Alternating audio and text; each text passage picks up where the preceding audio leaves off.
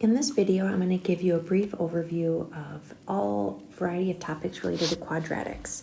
So first we're going to talk about the three different forms of an equation. In the first form, we have standard form. And standard form is ax squared plus bx plus c. And the only rule here is that a cannot equal 0, because if it were 0, it wouldn't be a quadratic.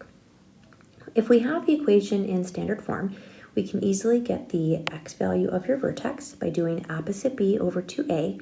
And then to get the y value, you simply plug that x into the equation, and that will give you the coordinates of the vertex.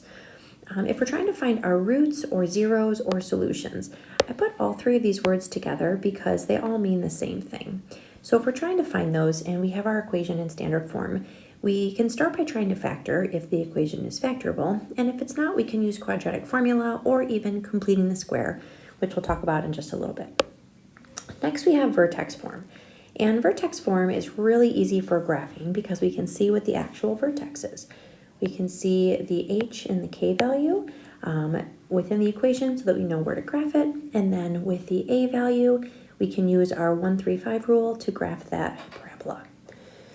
Next we have is factored form. When our equation is in factored form, we can tell what the zeros are simply by looking at these factors. So we can take each factor, set it equal to 0, and solve. And that will tell me where the graph crosses the x-axis. Now, if we're trying to find our vertex is going to be in between the zeros. So whatever two zeros you happen to have, in this case, I just used n and m as examples. You can add them together, divide by 2, and that will tell you that middle x value, which is where the axis of symmetry and the x value for your vertex is located. Now, a couple other things visually related to our quadratics. Within our parabola, which is the name of our quadratic graph, it's either going to be facing up or down, and if our a value is positive, like we see here, then we will have our parabola that is facing up, and if our a value is negative, like we see here, then our parabola will be facing down. When our graph faces up, we have a minimum value. When it faces down, we have a maximum value. And you'll notice that that max or min value is always at the vertex, which is why it's so important to be able to find your vertex. You'll also notice that we have this axis of symmetry, and the axis of symmetry goes right down the middle of your parabola, and the equation for your axis of symmetry is going to be x equals, and then whatever the x value is of your vertex. Now, when we're trying to graph an equation, if we have it in factored form or in vertex form, I find it easiest to start by plotting the zeros. So in the case that we see right here, my zeros were at 3 and -1, and I put those here and here. And then I know that my vertex is going to be in the middle of 3 and -1. So you can either, visually just see that it's 2 units away in either direction, or you can do 3 plus -1 divided by 2 and get +1 for the x value of your vertex. In this second example that we can see right here, I have the graph in vertex form, and so I can start by plotting a point at the vertex at -3, 4, and then from there, using my a value of -2, I can go with this 1-3-5 rule. So I just take the 1-3-5 vertical pattern and multiply it by a. So I go down 2, down 6, and so on. In this first problem up here to the right, since my a value is 1, I just went up 1, up 3, up 5, and over 1 each time. All right, moving on to our quadratic formula. So our quadratic formula, this is something that we have to have memorized. Opposite b plus or minus square root b squared minus 4ac all over 2a. I will save you the torture of hearing me sing that song. And along with our discriminant, one of the things that's important, along with our quadratic formula, we have the discriminant, and that is the numeric value under the square root sign. So essentially the b squared minus 4ac. And the discriminant's really helpful because if it's positive, we know that we have 2 real zeros. If it equals 0, then that goes away entirely and we have 1 real zero. And if it's negative, we know that we have 2 imaginary zeros.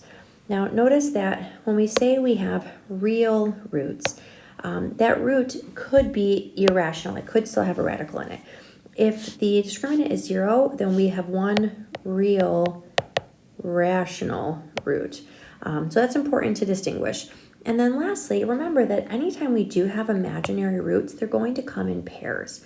With a quadratic function, we are going to have at most 2 zeros.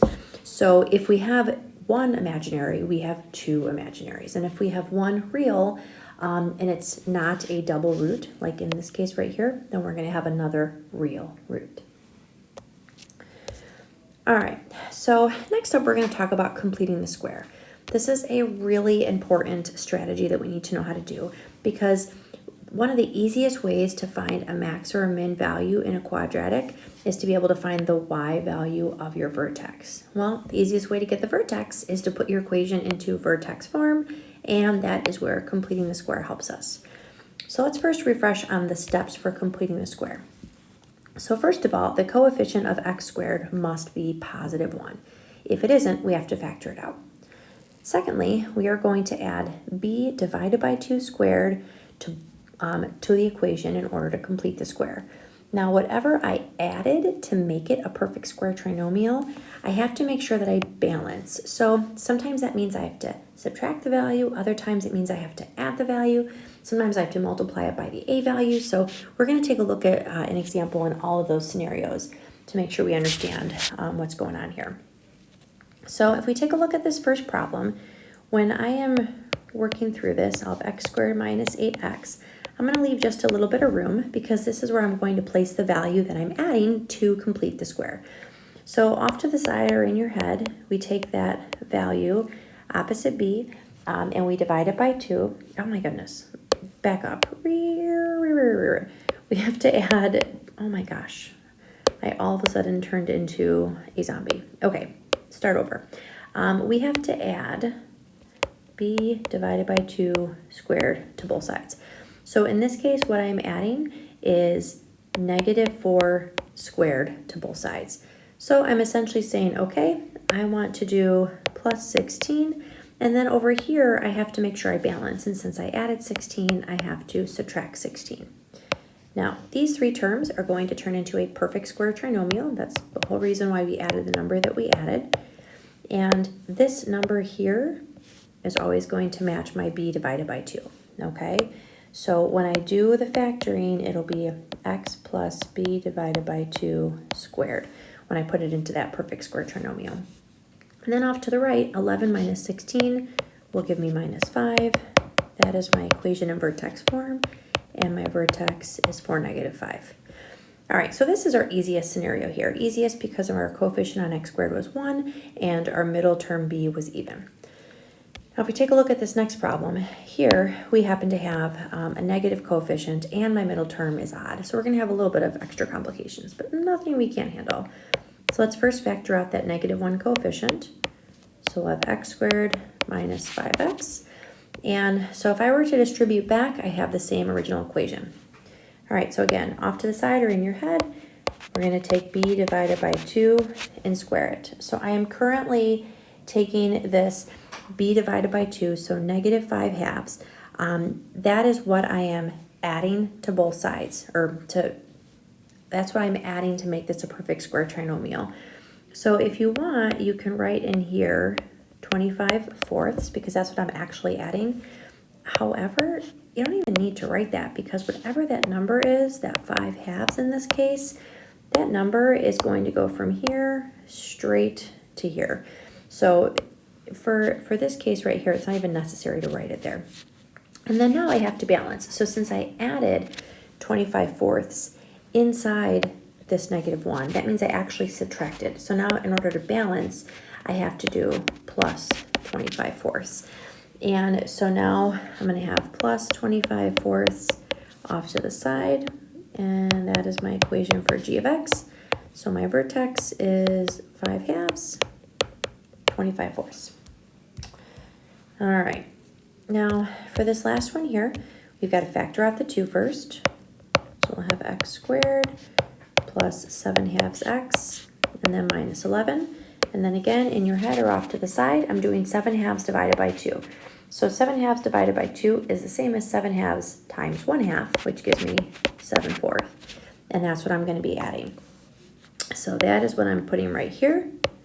So I'll have x plus 7 fourths quantity squared. And then now I need to do the arithmetic for the rest of the problem. And so I essentially added 2 times 7/4 squared. So I have to subtract 2 times 7/4 squared.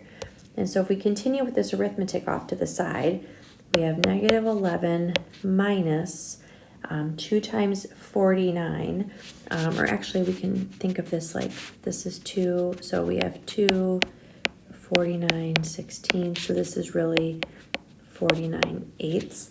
And then now if we make our like denominators and finish the arithmetic, we'll end up getting minus 137 over 8. So my vertex, negative 7/4, negative 137 over 8. And that's about as hard as you're going to see it with completing the square.